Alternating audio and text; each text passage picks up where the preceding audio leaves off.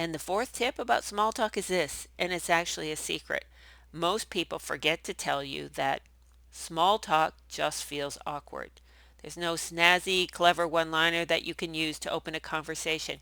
When you're starting a conversation with someone, making that initial small talk, well, it just feels uncomfortable. It is the nature of the small talk beast, but once you realize that it's uncomfortable for everyone, it kind of releases you from the anxiety. Here's an example.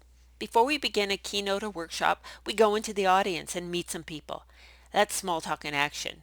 After I say hi and introduce myself, I have to say something else, right? Here's an example. We were in Toronto and we were the first speakers of the morning. There had been a huge snowstorm and some of the commuter trains had trouble getting into town. So my opening was, did anyone take a GO train in this morning? How was it? Some of them volunteered that they came together, so it was my opportunity to ask if they worked at the same firm. And then I segued the conversation to where they worked, their roles, etc.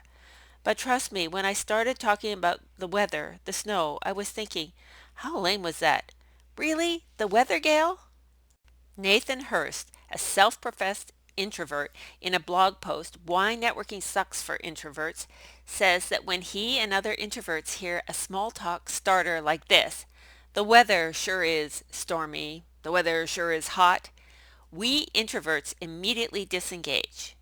But upon reflection, Hurst makes this important recognition that a little upfront investment in small talk can lead to a great conversation.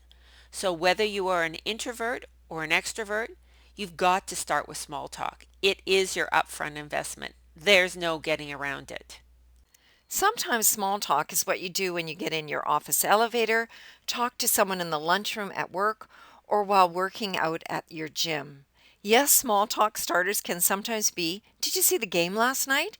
If your town is deeply invested in your sports team, most people are ready and willing to talk about the game. You can talk about local events. Wow, that was a surprising outcome to the election. Or, is that what you expected? How do you think the new mayor's going to do? No, we didn't ask if you liked him or if you voted for her. Then you could ask, what do you think is the biggest issue the government has to tackle? You can see how this simple small talk can turn into a real conversation. And yes, you can talk about the weather, just don't overdo this as an opener.